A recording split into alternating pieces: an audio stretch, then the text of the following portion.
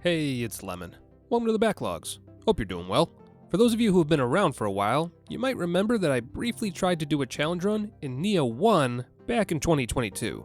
Considering the challenge run idea was ranged attacks only, it did not go well. I mean, we beat the first boss, which was impressive in itself, all things considered, but yeah, that's about as far as it got. However, the Nioh franchise has undergone several quality of life improvements over the years, and has been steadily improving its mechanics with each new game, including its ninjutsu, aka firebombs. So when Nioh 3 came knocking on my door asking me to break their game for them, I happily accepted, because today, we're gonna find out. Can you beat Nioh 3 with only ninjutsu? First off, a big shout out to Nioh 3 for sponsoring this challenge run. Always great when a game gives me free reign to do my thing. Sorry in advance for breaking all your stuff. If this video makes you want to play Nioh 3 for yourself, it's on Steam and PlayStation 5. And spoiler alert, it's really fun. Hopefully that comes across in all the screaming I'm about to do during this run. Second, because Nioh 3 just launched, we will not be doing everything in the game. I will be going over the basic mechanics and all the minutiae we need to understand in order to make the challenge run work, as per usual, and I'll be destroying as many of the story quest bosses as I can in this run, but if we do in fact make it that far, I won't be showing off the final boss or any of the secret bosses. If you want to see that, you'll have to play the game for yourself.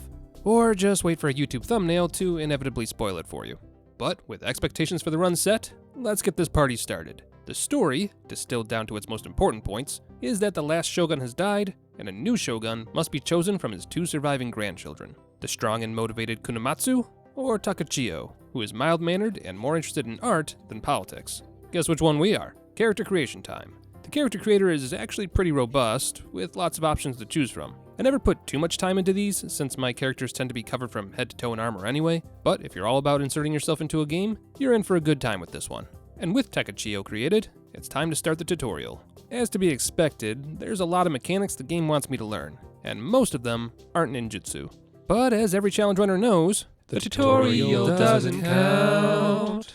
But since we're already here, let's talk mechanics. You've got quick attacks, strong attacks, and a multitude of combos in between, and each weapon type has its own moveset. Weapon types look to be the same as the previous games, so if you've played the previous entries, chances are you can find your favorite weapon type again here. After doing an attack, you can press right bumper to perform a ki pulse, which helps your stamina regenerate faster, and of course you can always block or dodge attacks as needed. And finally, as you land hits, you'll build up a proficiency meter. If you hold the strong attack button once it's charged, you can do a fancy attack with your weapon.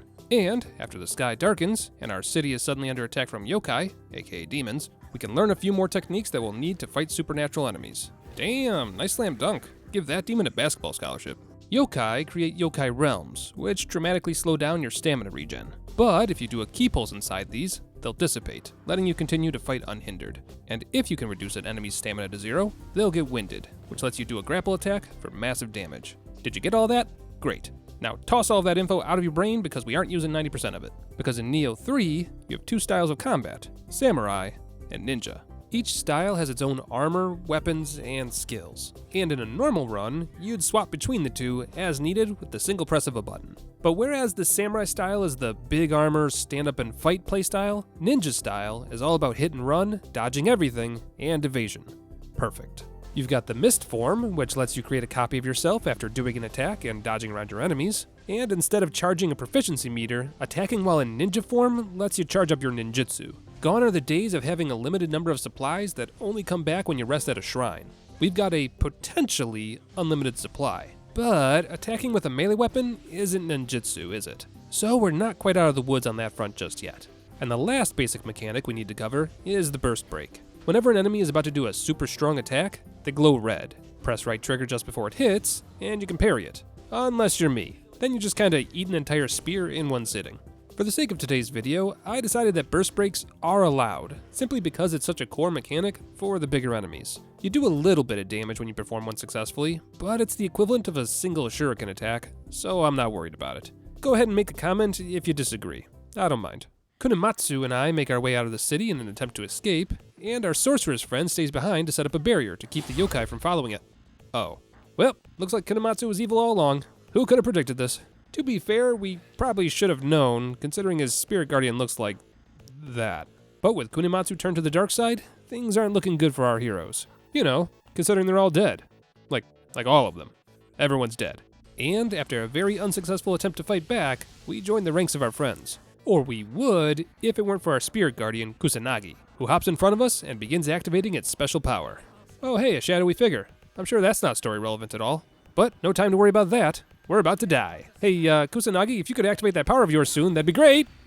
Huh, well that was a short game. Thanks for coming to my video, I guess, and oh, we're still alive. Turns out our little buddy's special power transported us back in time, which we can tell by the banners of the soldiers over there. Their leader looks friendly, though. Oh, never mind. Clearly evil. And his spirit guardian has the same glowing red crystals that Kunamatsu's did. Suspicious. But we're not done with the tutorial just yet.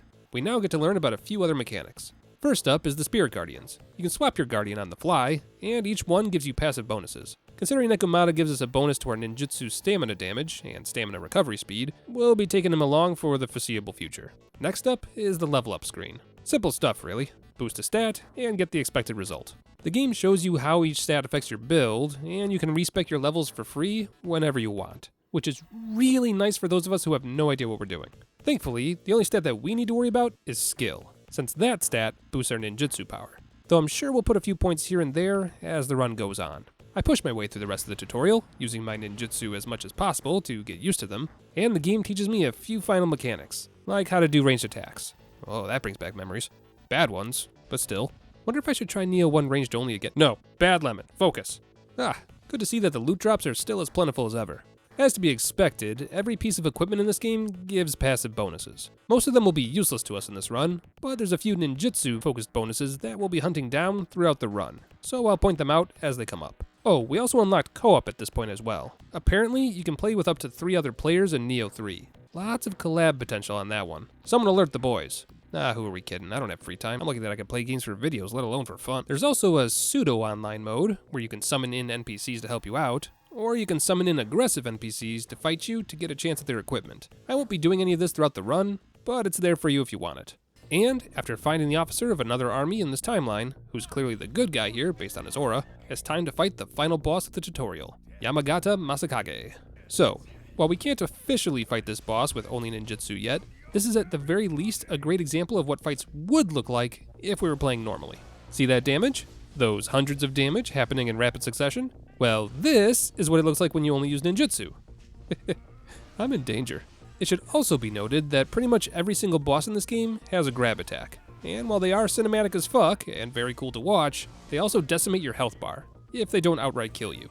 But after dying to this boss for 15 minutes straight, I finally managed to whittle him down with several shurikens and explosive feathers to the face. And with him dead, that's the tutorial officially complete. Boss Man decides that this fight didn't count because I didn't use ninjutsu only and runs away, which was very kind of him to do for the purists in the audience. And the good leader of this timeline, Handa Tadakatsu, gives me access to his spirit deer, as well as a complete rundown of this timeline's lore. Too Long didn't listen, the boss we just defeated is intent on becoming shogun, and has somehow employed yokai alongside his own armies to do it. And with that, we are released into the world, and can officially start the Neo 3 ninjutsu only run. Title card.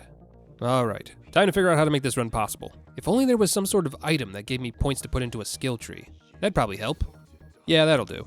So, just like our equipment, there's 2 types of skill tree points you'll acquire throughout the run. Samurai points and ninja points. These points can be put towards individual weapon skill trees, because yes, every weapon type has its own skill tree, or you can put the points towards the style itself, with skills that can be used no matter what weapon you're using. And while I'd love to have some ninja points so I could boost the style we'll actually be using, the samurai style skill tree has one thing that helps me out right now: deflect. If you can block an enemy's attack just before it hits, you'll deflect it. Normally, you'd use this to fill up your proficiency bar and negate an enemy's attack, but it also refills your ninjutsu bars as well, which means I can block a few attacks, swap back to ninja form, and give a sharp rebuttal. Well, at least the run's not dead in the water, but all this swapping back and forth is making me dizzy. We can do better. Oh hey, what's this thing? Gah! Oh no you don't, you get back here so I can pet you. So these things are called scampuses. Scampi? Ugh. If you can chase them down, you'll earn the right to pet them. And you'll want to pet them. Not only because they're adorable and deserve scratchies, but also because they give you some rewards for doing so. For example, this one gave me some ninja locks, which means we now have a ninja skill point to spend. And while there are plenty of ninjutsu that I'd love to get my hands on, there's something a bit more important: evade. The ninja equivalent of the samurai's deflect, if you dodge through an attack before you get hit, you'll restore your stamina and any ninjutsu you have equipped. Proof of concept, dodge an attack, get ninjutsu. That's better, much better, let's go. Now, this does mean that we'll have to learn enemy attacks well enough to dodge them consistently in order to even fight back, but once you do, getting enough throwing stars to take down enemies isn't too bad, especially if you dodge behind enemies for that extra backstab damage. So, with damage now a thing we can do, let's see what we're getting into here. Unlike the previous installments, Nioh 3 is all about exploring the world around you rather than sending you on isolated instance missions. There's still a few of those, but they're few and far between. The map is split into portions, which slowly reveal as you walk around them, but the more you interact with the elements shown on the map, the more bonuses you'll unlock. Bonuses like passive stat boosts, skill points, and a better map that shows the locations of all the secrets, so you can explore the elements of the map even harder. Elements on the map include things like finding treasure chests, breaking crucible spikes, which we'll talk about in greater detail later, clearing enemy camps, and a slew of other activities. The beautiful part is that all of the things that help reveal the map and give you the bonuses are actions you would do anyway. I mean, come on. If you saw a floating spirit balloon in the sky, are you telling me you wouldn't knock it down with a ninja star so you could pet the spirit otter inside? Even if that's not your bag, what about skill points and martial arts skills? Yeah, that's what I thought. Combine that with the passive skills you can find, and you can create an entire build just by exploring the map. You'll have to pick and choose which skills you want to apply, but you get 3 trees: the samurai and ninja trees, and your common skills. There's some good stuff here too. Things like increase your health item strength by 15%, and increase how much experience you get from kills. There's plenty of familiar faces here too.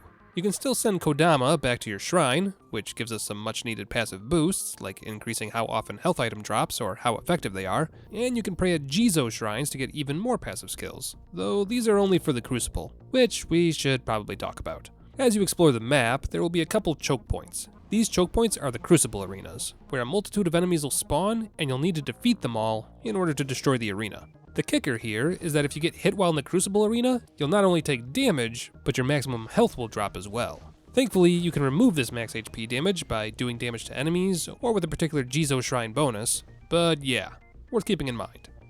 It's not like that'll become a problem later or anything. Certainly not. Kill every enemy in the gauntlet, and you can destroy the arena and move forward. Some of these arenas block forward progression, while others block treasure rooms, so make sure you break them down when you find them. And, if you're lucky, an enemy in the Crucible might drop a soul core, which, when brought back to a shrine, can be turned into one of 2 types of magic: yin or yang. The yang magic focuses on creating summons, while the yin magic is more akin to what we've seen before in Nioh with magic talismans.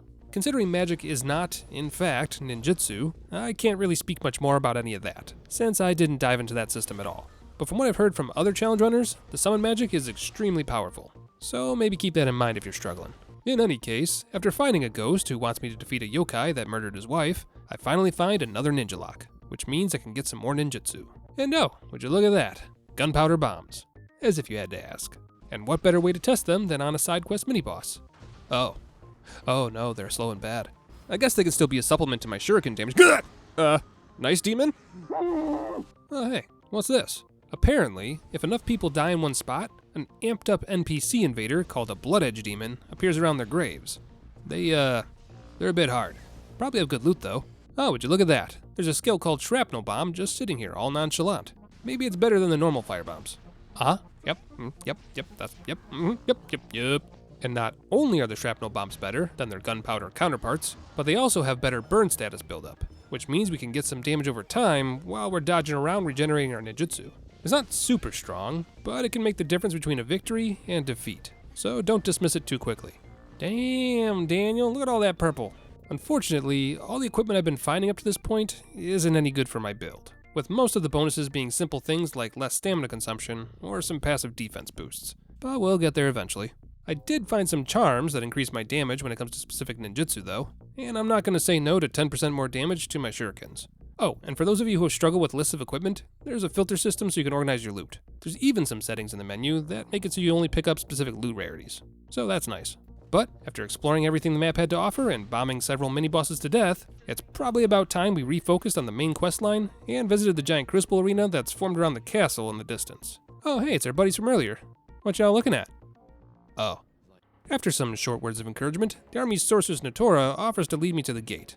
Awfully kind of you. Not gonna lie, I'm getting a bad feeling about this place. In this realm, yokai subject humans to terrible torment. Oh good, so glad we're going in there. Well, no time like the present, I guess. Let me just push my way in. Ah, there we go. Just need some love. Welcome to the Crucible. The arenas we've been facing up till now have just been a teaser. This is the main course. This entire area is a Crucible arena. All the debuffs that happened before? Yeah, they happen here. Not only that, but this area is almost a maze of sorts, with the only thing guiding your way to the boss of the arena being your spirit guardian, who lights up torches pointing you in the right direction. Thankfully, there's lots of shortcuts around the map, so if you do get cut down by a yokai halfway through the gauntlet, it's not a complete slog to get back to where you died. In other news, this build of mine, really enjoying it. Being able to explode everything from downrange is extremely satisfying, and while I'm sure the damage is lower in comparison to using a melee weapon, you can't deny the results. I also found a few Crucible weapons while killing everything in sight. These weapons are better than normal weapons, but you'll lose extra max HP when you get hit if you've got one equipped. That said, if you max out your familiarity with the weapon, you'll get a special weapon art that you can then assign to other weapons. Super cool and good. We will never use this, because in order to get familiarity with a weapon, you have to, use it. Now, you might be able to get some familiarity from doing a burst break, aka the parry attack thing that we're allowing, but I didn't really go out of my way to confirm that since I wasn't going to try to slowly parry strong attacks for several hours on end. So yeah, we're just going to ignore the Crucible weapons for this run. But after fighting an entire village worth of yokai and dying brutally several times on the way there, we've finally arrived at the Crucible Spike. Now all we need to do is destroy it, is what I would say if it weren't being heavily defended by the boss. It can never be easy, can it? Ah well, guess it's time to fight our first official big bad, Chikotsu Baba. So while I set this sumbitch on fire, let's talk about how he fights. He has two modes, Fire Snake mode or Ice Snake mode. Fire Snake, unsurprisingly, shoots fire.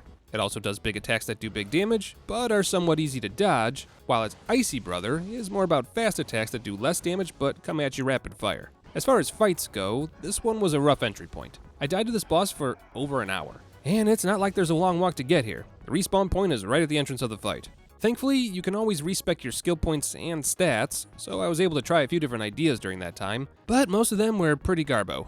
Caltrops? 7 damage per caltrop. Terrible.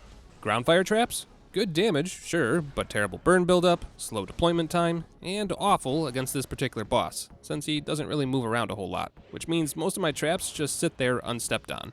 As for kunai, they work the same way as the shurikens, but they come out twice as slow for only a little bit more damage. Here, visual comparison. Shurikens popping off at 213 backstab damage, kunai slumping out at 242. No bueno. The storm kunai were alright, since you throw a full handful of kunai all at once, but they were weak damage and come out in a wide spread. So in order to get the most bang for your buck, you need to be standing on the boss's toes, which isn't always the best idea. In the end, it came down to learning the boss's movesets, constantly pushing myself behind him so that I could get extra damage from my attacks, and a healthy supply of explosives. When in doubt, just blow it up. And with my ears ringing, that's Chikotsu Baba dead and gone. Could only get better from here, right? Guys? Hello? Ah well, that sounds like problems for future Lemon. Current Lemon gets to smash the Crucible Spike, and send that giant eyeball demon back to hell from whence it came. Afterwards, Natora makes a point of meeting up with us, and talks as if she already knows us. Huh. Weird. But we're not out of the woods just yet. According to our newfound ally, General Tokugawa Ieyasu, the enemy forces are quickly surrounding the area and pushing allied forces to the brink with their armies of yokai. If only there was someone who could kill yokai and help. What are you looking at me for? Back at the shrine, I've got a new guardian spirit to use, Enko, who gives my damage over time effects a 10% boost. Considering my bombs set everything on fire, this feels like the right choice. I'm also given a guiding mirror. It's a bit chipped, but if you stare at it for a few seconds, you'll warp away to the Eternal Rift. Think of this like Majula or Firelink Shrine. It's your safe haven, and the place where a group of helpful ragtag NPCs call home. We've got the blacksmith, who is of little use to me, though she can craft a weapon that finally has a passive bonus I want. A whopping 3.3% bonus to my ninjutsu damage. Hot damn, I'll take 10. Oh, I can only equip one? Alright, just one then. There's also a ghost of Hattori Hanzo here, who gives me some ninja quests that unlock new skills if I complete them. A task that I complete as quickly as possible. Our samurai teacher is here as well, as is our magic teacher, but we don't need what they're offering this go around. But with the ninja quest done, we've unlocked Pinwheel Shuriken, which is actually incredibly useful for me. Not only does it do massive damage, which is always appreciated, but if you time it right, you can actually catch it on the way back and throw it another 2 times without wasting ammunition, which is a really big deal, since that means we don't have to throw ourselves into the danger zone for more ninjutsu charges. And lastly, we've got another new mechanic, titles. Essentially rewards for playing the game a particular way. You'll slowly unlock points to put into, you guessed it, even more passives for your build. A lot of the passives are useless garbage as far as the challenge run goes, but a couple of them will be useful in the long run. They're not massive bonuses, but every little bit helps in the end. I won't bore you with the details, but suffice it to say, I took anything that boosted ninjutsu damage, stamina regen, healing items, and stealth. And while I didn't know it at the time, that last one was better for my build than anything else in this tree. Because unsurprisingly, when you're speeding around a map chasing cats and collecting treasure chests in hopes of passively boosting your terrible damage, it's a lot easier to actively avoid fights when enemies around you don't notice you. Go figure. You know the drill by now. Explore maps, do all the things, and on occasion fight mini-bosses that appear around the map. Tobikadachi, what are you doing here? Get back in the backlog, it's not your turn yet. What the? Pikmin? No, not yet, come on now. I defeat a wolf yokai with Handa Tadakatsu, get some much-needed revenge on the succubus demon that stopped my range-only run in Nioh 1, teach myself to breathe fire, which is surprisingly good at dealing damage and building burn status, learn how to wall run, which opens up all sorts of new areas to explore, and find a passive skill that boosts my ninjutsu damage by another 8%, getting stronger all the time. I also give the blacksmith an item that lets her upgrade her forge, which isn't super useful to me right now, but might be later if my armor's defense starts to lag behind. Oh, and I also found this thing hanging out at my home base. The great Scampus is pleased. Not so fun fact about the fire breath ninjutsu, it aims wherever your head is facing, which means if you're not standing completely still, your accuracy kinda falls through the floor. Not sure if that can or should be patched, but I'm not a huge fan of that. Let me breathe fire at the thing I'm locked onto, please and thank you. And after finding yet another passive, this time one that boosts my damage over time by 16%, my character is starting to feel less like a gimmick build and more like something that someone other than me might make. Now, if only my equipment would work with me instead of against me. Ladies and gentlemen, we're in business. Gone are the days of dodging 5 times in a row just to get into a fight. Once'll do ya. And with my stealth slowly rising through the roof, it's just a matter of running my way to the next objective, Futamata Castle. Now, because we are literally laying siege to a well-defended castle, the game subtly hints that we should take a sneaky route. Clearly, this game doesn't understand me very well, because subtle is not what we do here. I'm more of a show my enthusiasm for a game by blowing up a small piece of it kind of guy. But before we can get to the main boss, there's a mini-boss to deal with, and it brings about an interesting problem, blocking. Bosses with weapons can block your attacks, taking stamina damage instead of losing health. So when we're against these types of enemies, we need to be a bit more creative. Thankfully, my pinwheel shuriken does a fantastic job of hitting enemies in the back, regardless of if they're blocking or not, and last I checked, it was impossible to block a flamethrower with a sword, so we're good there too. Again, this build is feeling less and less gimmicky by the minute. It's actually a hard counter to most of the things enemies are doing. Very satisfying stuff. Also important to note, at this point in the run, I'm basically done gathering ninja skill points. Normally you'd be dumping them into your weapon skill trees, but because I'm not actually using those, I've got enough skill points to pick up the remaining ninjutsu I was missing. There's a few that are locked behind missions or exploration, so we can't completely ignore the exploration side of the game just yet, but we're very rapidly getting to the point where we'll be speedrunning the rest of the game. And right as I say that, here comes Nioh 3 to make me eat those words. Say hello to the next story boss of the game, Baba Nobuharu. Part clam, part illusion, complete pain in my ass. Baba is constantly emitting a fog that sends forth projections of himself. And while they don't do damage, they do make me dodge on instinct, which then makes it much harder to dodge his actual attack. He's also very resistant to fire damage. He still burns like anyone else, and the damage is better when that happens, but we might need to rely on a different form of damage with this one. Which brings us to a new toy of mine, Poison Shuriken. The damage of the shuriken itself is terrible, and might as well not exist, but if you can get the poison to proc, now you're in business. Because here's the thing about poison. The damage might not be amazing, but the rate at which poison wears off is much slower than other status effects. Even better, if you throw more poison shurikens at your target while they're still poisoned, you can bring their poison meter right back up, making it last even longer. At least until the boss decides to drag you to the yokai realm and remove all the debuffs they have on them anyway. Now I know what you're thinking, just reapply the poison, right? Well, after an enemy has been debuffed with a certain status, it looks like they gain some resistance to that debuff once it wears off. That said, this resistance might only be temporary, and may or may not reset if you apply another status effect. I'm not 100% sure on that, as I didn't do any in-depth testing, but I can at least confirm that damage over time effects are definitely worth messing around with. I can also confirm that Baba Nobuharu is a complete butthole. You've been poisoned 4 times. Just die already. Damn it. Damn it. God damn it. I hate to say it, but I'm starting to see a bit of a trend on this run, and it's not one I'm happy with. Feels like every time I bump into a story boss, I hit a wall.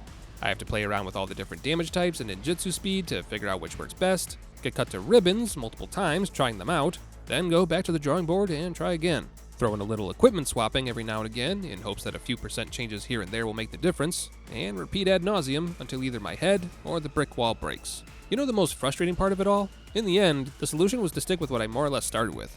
Basic shuriken for chip damage throughout the fight, pinwheel shurikens for whenever the boss stood still for long periods of time, and poison shuriken for some damage over time. In the end, what really pushed me to the tipping point was time on the tool. The speed of my shurikens was useful, but in reality, I think I just got good enough at reading the boss's attacks that I was able to finally force my way through. And considering I've been fighting this boss for over 2 hours, I should certainly hope so.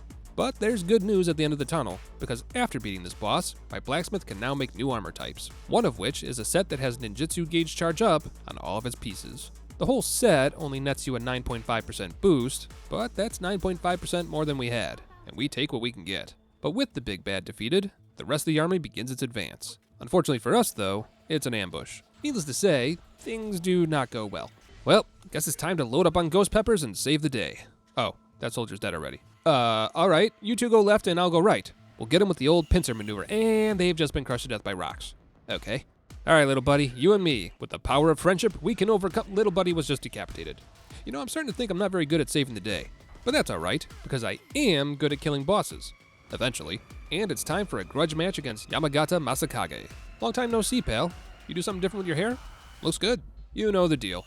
Try ninjutsu on the boss, figure out what works best, then throw self at brick wall until brick wall fall down. As per usual, it seems that my fire breath attack is best suited for minions instead of bosses, while my shurikens are great for pestering him at long distances and for getting in massive damage whenever the boss presents his back to me. Elemental feather damage works alright, but the damage isn't much different, and it's a bit too slow for my liking, and makes it hard to dodge out of the way of bosses' attacks. In the end though, what seemed to work best was a solid combination of shrapnel bombs and shuriken. Big bombs for big damage, shuriken for that chip damage. And I only died on repeat for 45 minutes this time. I'm learning. And with Yamagata Masakage dead, all is right with the world. What is happening right now? Is the giant eye crying?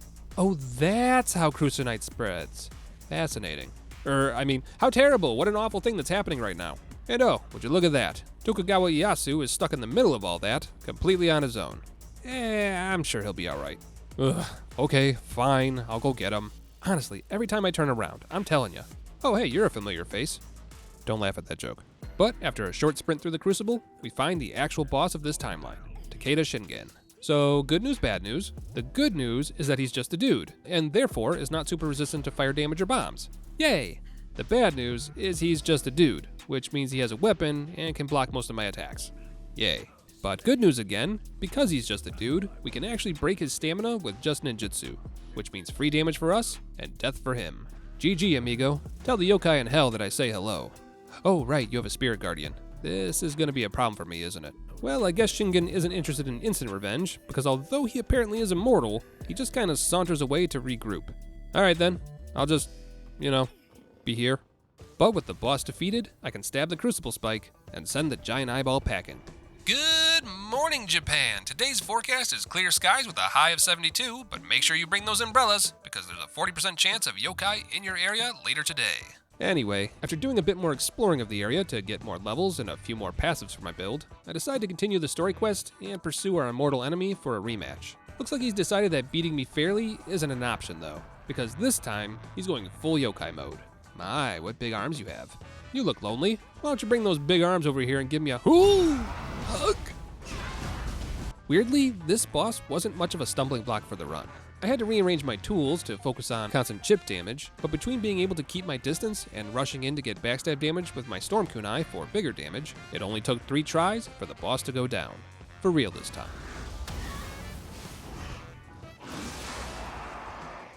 And with that, this timeline is saved. That wasn't bad at all. What a great game. So glad we... why are you glowing? This is gonna be bad for me, isn't it? Look, little buddy, we've teleported to Christmas Town. Looks a little bit more demonic than I remember. Actually, scratch that. Some of those monsters in that movie were far worse than any yokai I've seen so far.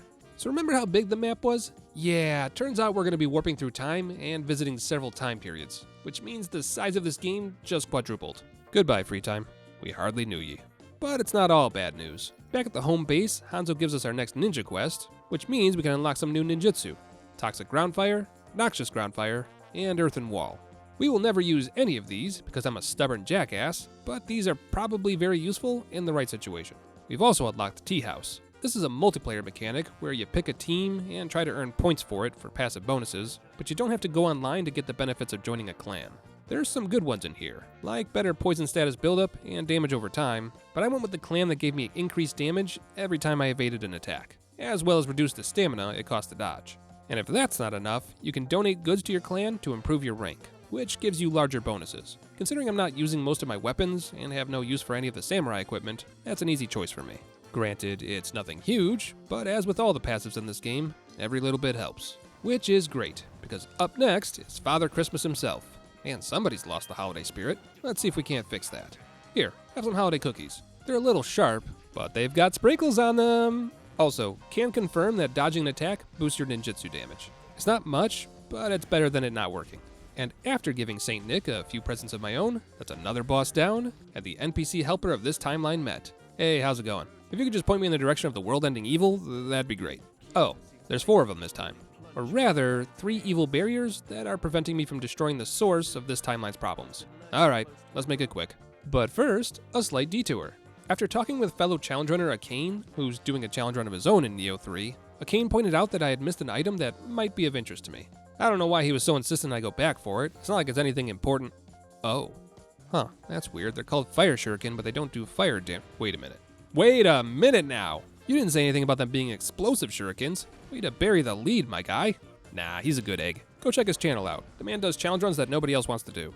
Back to the task at hand, fire shuriken are absolutely on my favorite ninjutsu list. The damage is great, and the burn buildup is amazing as well. Complement them with shrapnel bombs, and you've got all the firepower you need. So, with that in mind, let's knock out those barriers, shall we? First up is Kajiwara Kagetoki, just a guy with dual axes and the ability to summon yokai. He dies on my first attempt. A strong start. Up next is Ibaraki Doji, a yokai with a lightning arm and a big sword. She seems nice. Shame she's so nearsighted. Poor lady couldn't hit me if she tried. Another boss down. Next, time to fight a demonic Cabbage Patch Kid, Odoroshi. Uh-oh, are you an ice demon? Oh, that doesn't bode well for you.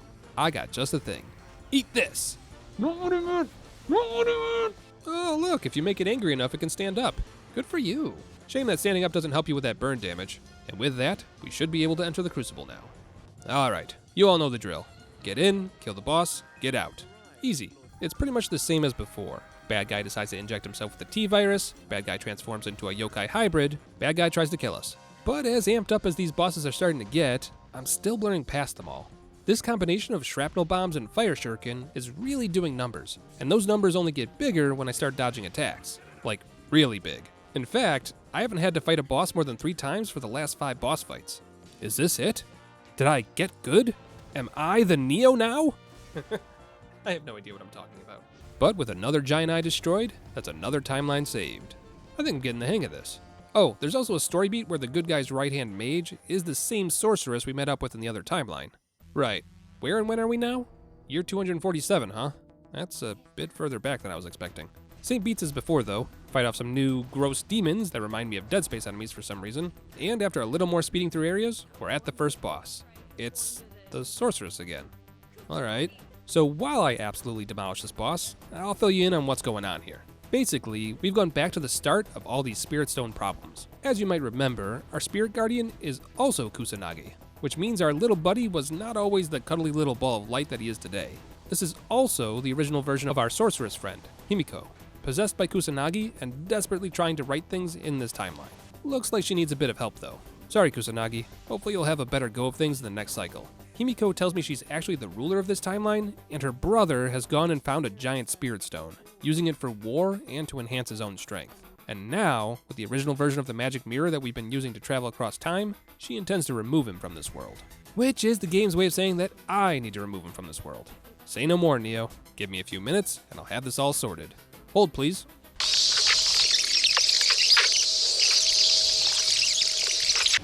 What are you doing? Bathing? Now is not the time for a leisurely study. Lady, I've been single-handedly saving Japan over the course of its entire history. I think I've earned 5 seconds of relaxation. Ugh, never mind. My bath time is ruined. Guess we might as well fight the boss. Say hello to Hiriko, the usurped king. Not much to talk about with him, honestly. Just a dude with a flame sword who's not actually fire resistant. Win, is that you? Get him down to half health, though, and he has a second phase. What's it gonna be this time? Giant hippo? Half man, half possum? Oh, it's just a bigger dude with a bigger sword. Okay, we can manage that. Did you just summon one of those yokai eyeballs? No, this is fine. We'll be fine. Slightly less fine. The best part? Neo 3 does that wonderful thing where you have to clear the first phase each and every time you enter the fight. So that's fun. I know it's a pretty common practice at this point, but as someone who plays a lot of Souls-likes, this always bothers me. Mostly because a boss's second phase is almost always incredibly powerful, which means you're likely to get one-shot by new attacks that you can't practice against unless you go through the entire health bar again. Maybe that's just my own gripe, since my game time is so limited, and I hate being told to go back to the beginning of something that I just proved I could do. But still, a bit irksome for me personally. Especially when the boss pulls out a new move right as I'm about to win. Break out the death montage.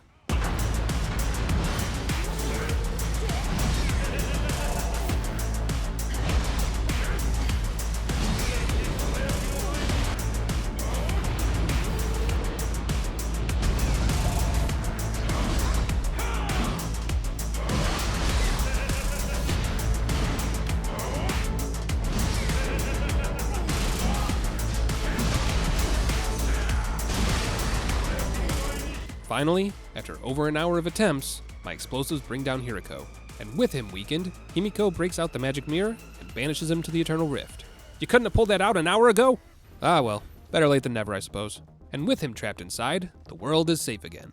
Or safer, anyway. Oh hey, that's how it got cracked. Neato. But don't worry, there's still more timelines to save. Somehow. I head back into the temporal warp to find more crucinite, while Himiko indulges in some spirit stones herself as a way to protect what remains of the spirit tree and the spirit stones for generations. Guess that explains why we keep bumping into her in every timeline.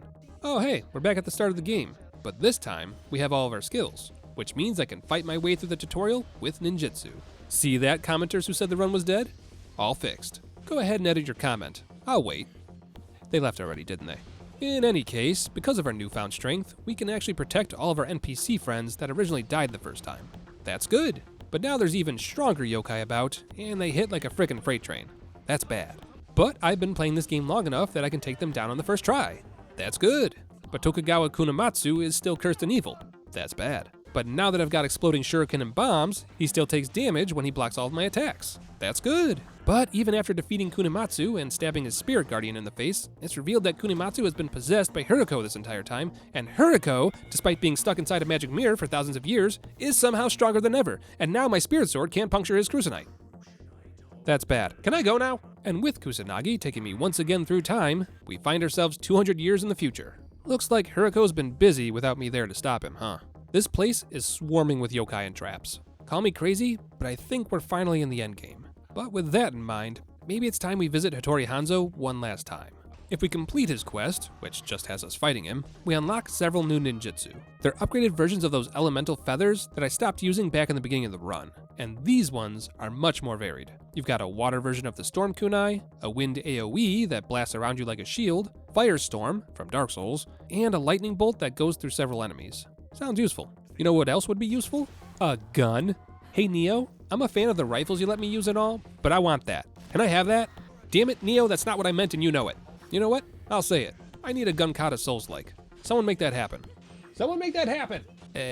Actually, never mind. If Shinsaku here is any indication, a pistol is worse than just peppering someone with poison and explosives. You're something else! Thanks? You even keep fun company. You know what? I like this guy. He gets to live. In any case, it's time to finish our mission. The capital needs saving, and if a man with a pistol can't get the job done, I guess it's up to me. I fight my way through cursed human mini-bosses, entire legions of yokai, and pretty much everything in between. And after making my way past a multitude of traps and doing a little hardcore parkour, I sprint through what can only be described as Giant Centipede Nightmare Land and find myself face to face with whatever the hell this thing is. Basically a giant wooden statue that's gained sentience. It can cast all sorts of elemental attacks. It can also be poisoned, which I don't fully understand, but who am I to ask questions? Oh, it's a big old mass of wriggling worms. I guess this is what I get for asking questions that I don't want the answers to. But an upsetting amount of shuriken later, that's another boss dead. It can only get better from here. Oh, did I say better? I meant much worse. Say hello to Okita Soji. This boss single-handedly stopped my run in its tracks. Unlike most of the other bosses we fought up to this point, nowhere is safe from this sumbitch. Combine that with the fact that you're in the Crucible, so you lose max HP every time you get hit, and the fact that this man is hitting you for upwards of 1,000 damage per swing, and you've got a bad time. So, let's talk it out. Aside from bursting across the screen in the blink of an eye and doing thousands of damage, my guy can also block like all the other human enemies we've come across thus far, which makes chip damage a non-starter.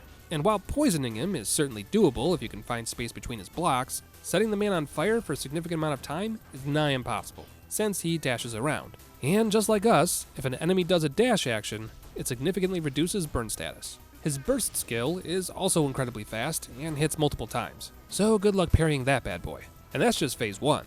Get him down to half health, and he uses a spirit stone, and gets even faster. I'm legitimately curious how other builds are going to deal with this. I can't imagine being a samurai tank build and fighting against this guy. He's too strong and fast. But, strong and fast as he may be, I eventually whittle him down after 3 hours of attempts. But Lemon, you said this man single-handedly stopped the run. 3 hours doesn't sound like a dead run to me. Well, that's because I haven't introduced you to phase 2. Oh, you thought that super speed version of Soji was phase 2? Nah, man, that was phase 1.5. The real Neo starts here. Alright, boys and girls, it's a giant two-headed fish. How bad can this... Alright, see you all again in 3 hours. Yep, that's right. Remember how I complained about having to do earlier phases again every time you die? Well, I hope you like the first phase boss, because he's back from the dead and ready to kick my ass again. And before anyone gives me any grief, no, I'm not using a glass cannon build. I've got 50 points in skill and nearly 50 points in constitution. We're soft capping every important stat we can. What's worrying to me is that even when I do make it to the phase 2 boss, my damage is so pathetically small that I'm gonna have to dodge this man's attacks for minutes at a time to make a dent in his health bar. Attacks that I can only practice dodging if I make it through phase 1 again. But then, a ray of hope. Remember those ninjutsu I learned from the last Hanzo quest? Well, turns out, they actually do some pretty significant damage. The elemental buildup is pretty decent as well, though you can't really count on that due to the fact that the max ammunition you can generate from dodging is 2 for these particular ninjutsu. And the firestorm ninjutsu is quite literally hit and miss, since the locations that the pillars appear in seems somewhat random. If only there was another ninjutsu out there that could do consistent fire damage. Well, it's a shame that no such thing exists, and definitely not on this rooftop here. Say hello to the enhanced shrapnel bomb, because the only thing better than a bomb is an even bigger bomb. But how good is the enhanced shrapnel bomb really? Well, allow Shinrin here to show you. Here he is with about 20% of his health bar left, and it's gone. Now, will this work against our current stumbling block? Knowing my luck, probably not, but I'm willing to hope. Alright, Soji, prepare to meet your mate. Is it just me? Is it me? Huh? You know what? Let's check out Akane's build. What kind of damage is he putting out over there? Well, I mean, clearly he's cheating. Hold on, I'ma call him. Akane, how the hell are you putting out that much damage? I've been stuck on this boss for 2 days now. Really? What armor set skills are you using? Huh? So fun fact, it turns out there's a whole other side of armor that I didn't notice until just now. If you press the left trigger and the left D-pad, there's actually a few more pages of information about each piece of armor, including set bonuses, which do things like, oh I don't know, 15% ninjutsu gauge charge and 10% more damage. I never even noticed this little icon here, which means I'm either too old to be playing modern video games, or this is bad UI. I'm sure the comment section will let me know which is true. But with my new armor crafted, and my bonuses in hand, I'm now doing about 2300 damage per attack. And yeah, I'm still dying on repeat, but after the run I've had, it's incredibly satisfying to watch the health bar drop in visible chunks. And I do mean chunks. That's a welcome change of pace.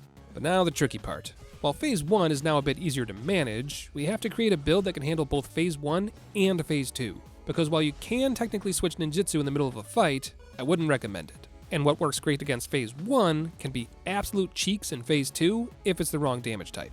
The best part? Half the time, I have no idea if a build works against both phases because I get bodied so quickly in phase 2 that I can't even test it. I'm having a great time, why do you ask? But eventually, the pieces start to come together. Enhanced bombs are decent, my lightning bolt attack is fantastic, the wind cyclone is consistent, and the firestorm ninjutsu is pretty decent against phase 2. It's less great against phase 1, but when it does hit, it does massive damage. And unlike the shrapnel bombs, Soji can't reduce Firestorm's damage by blocking. At least I think so. At this point I was losing my mind after fighting this boss for literal days, so who can really say? But then, a light at the end of the tunnel. Something clicks, and Phase 2's attacks start to make sense. I enter a flow state, dodging attacks, remembering which ones to run away from, and throwing out damage whenever it's safe to do so. This is it. This is the end. All I need to do is keep my cool, and we'll win. Days of dying over and over and over again have finally come to fruition. All I need is one more attack.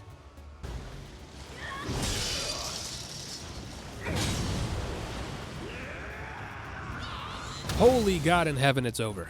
Not gonna lie, it had me worried there would be a Phase 3 for a second there. But with that boss finally defeated, it's time for the final stretch. Himiko and I run to the final arena, while Gunkata does his thing.